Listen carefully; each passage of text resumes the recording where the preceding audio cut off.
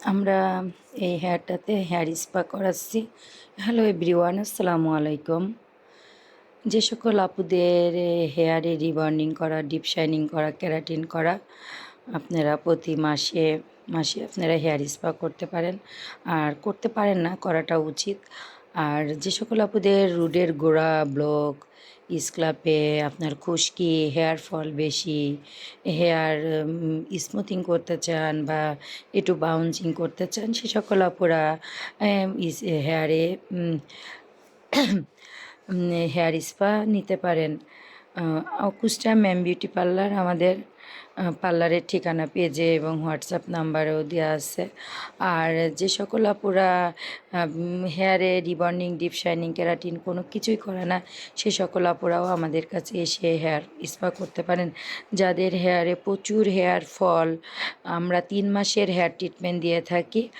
আর যারা লুজ মানে ভেঙে ভেঙে হেয়ার স্পা নিতে চান, প্রতি সপ্তাহে 7 দিন পর পর একবার করে, মাসে 4টা, পরবর্তী মাসে 2টা, তারপরের মাসে যদি আপনাদের হেয়ার ফল রোধ করে একটা হেয়ার স্পা নিতে পারেন। আমরা এখন এই আপুটার হেয়ারে ন্যানো হেয়ার ট্রিটমেন্ট দিচ্ছি এবং তার সঙ্গে আমরা স্পা করাচ্ছি।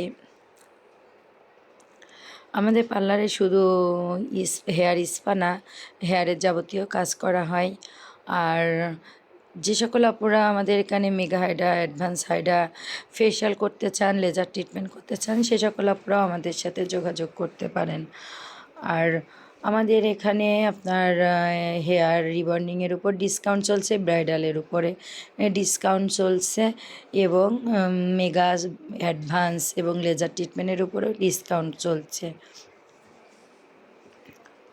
আর যে সকল আপুরা আমাদের এই ভিডিও দেখবেন বা দেখছেন, সে সকল আপুরা স্কিনে যদি নাইট ক্রিম মেখে থাকেন, অবশ্যই আজ থেকে ওয়াদা করবেন আর স্কিনে নাইট ক্রিম মাখবেন না। নাইট ক্রিম স্কিনটাকে পুরো ড্যামেজ করে ফেলায়। যে সকল আপুদের স্কিনে আপনিতেই ব্রণ বেরোয় এবং কিছু বয়স থাকে, ব্রণ বেরোবেই, আসলে প্রচুর পরিমাণে পানি খেতে হবে, শাকসবজি খেতে হবে এবং নির্দিষ্ট একটা টাইমে রাত্রে ঘুমিয়ে পড়তে হবে।